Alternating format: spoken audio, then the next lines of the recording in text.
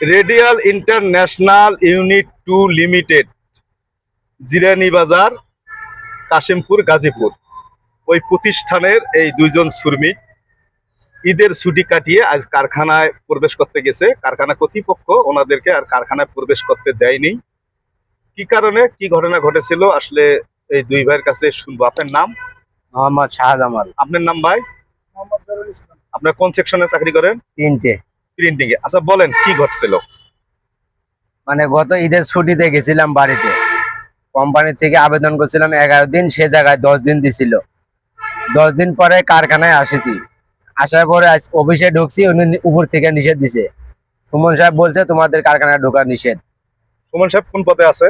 Manager, printing manager. Printing manager. কি বলছে যে কারখানায় ঢোকার নিষেধ, তোমার কমপ্লেক্স রুমে যোগাযোগ করো। আচ্ছা, কমপ্লেক্স রুমে যোগাযোগ করতে গেছি, আমাদের সিকিউরিটি গার্ড ঢুকতে দেয়নি।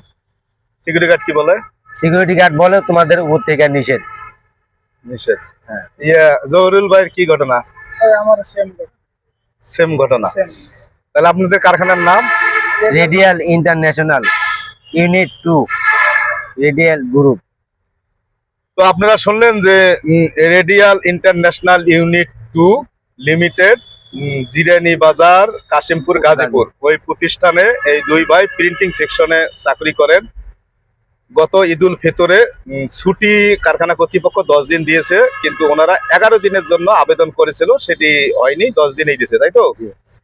ছুটি কাটিয়ে আজকে ওনাদের ছুটি শেষ হয়েছে, আজকে অফিস খুলছে। আজকে অফিস খুলছে। তো আজকে ওনারা ডিউটিতে গেছিল। ডিউটিতে যাওয়ার পর প্রিন্টিং সেকশনের যে ম্যানেজার সুমন সাহেব, তিনি ওনাদেরকে জানিয়ে দিয়েছেন যে উপরের আদেশ, আপনাদের চাকরি নাই, আপনারা চলে যান, এই তো? হ্যাঁ। আপনাদের কোনো শোকজ করে নাই, নোটিশও করে নাই। আপনারা এইচআর অ্যাডমিনে যোগাযোগ করতে গেছেন, কিন্তু সিকিউরিটি গার্ড ঢুকতে দেয়নি, প্রবেশ করতে দেয়নি।